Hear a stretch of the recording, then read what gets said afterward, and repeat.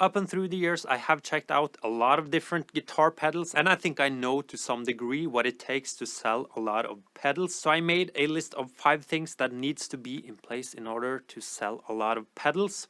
Here we go. So the first thing is an idea or a concept of what you want to make. And I think it's important to be original here, but it's not necessarily everything. It could be like the hologram pedals. They are really original and complicated. You don't have to take it that far necessarily. It could be a lot more simpler than that. Maybe you want to make another tube screamer. Well, make sure to make it special. Maybe it's a clone from a very specific era of the tube screamer that isn't really covered that well on the market. It could be as simple as a rat type of pedal that was made between June and July in 1986, and you have added some volume to the circuit and made it your own. It doesn't have to be really complicated, but the idea needs to be there. Just ask yourself, are you adding anything to the market? Is there something else on the market that is doing exactly the same?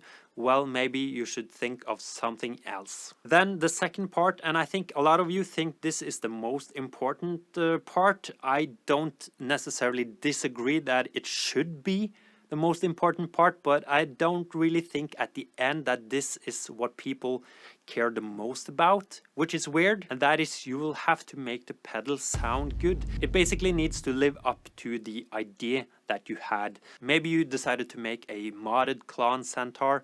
Well, make sure that it sounds like a clone and that it's actually adding something to that sound.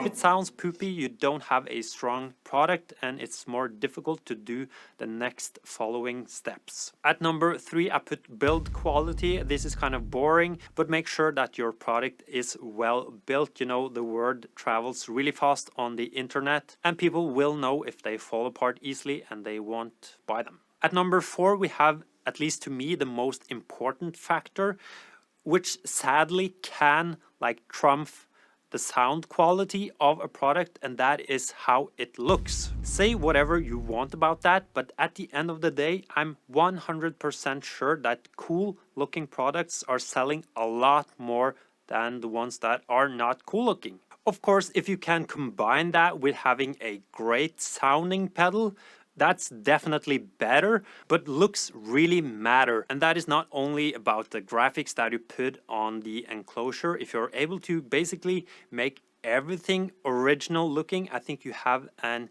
huge advantage on the market. Me personally, I like big, clunky, quirky pedals. Like there's one now here. It's from 29 Pedals. It's called Una, I believe.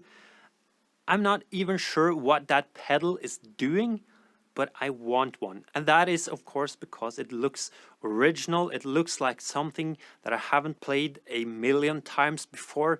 Just looking at the pedal sparks my interest, and hopefully it sounds good as well. Also with design, I think it's really important to tie that together with the original idea. I think that makes it a lot easier to sell. And at the end, we have marketing. That can be really difficult, especially now that we have 20 million pedal companies out there and 50 million tube screamers. It is difficult to get your product out there. Of course, you can use channels as my own. I'm not doing this to promote my own channel. YouTube videos is just one way. I've seen a lot of people that are spending all of their marketing money on a couple of YouTube videos and nothing is really happening. I think that your marketing approach needs to be wider than that. I think it's also easier to do this if you have followed the 4 steps before, especially with the idea and the design. Maybe even you are able to create a hype on Instagram without making any videos or doing any paid promotion. And speaking of that, I just want to end on a really good example, which is the 1981 Inventions Drive. It sounds good.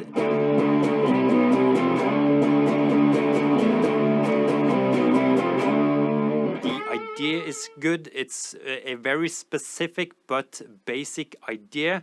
It looks good. I have two because he has released different colors. That makes me want to collect them basically. And I think that the product was so strong that it created a hype on its own. And by hype, I mean that in a good way. I know a hype can be bad also if you're not able to live up to that hype. But that pedal sounds good, it looks good, and yeah, I think that is a good example of someone who has done basically everything right. Okay, hope that was some good tips for you if you're out to make the next hit guitar pedal out there. Thanks for watching. Leave a like if you liked the video, and goodbye.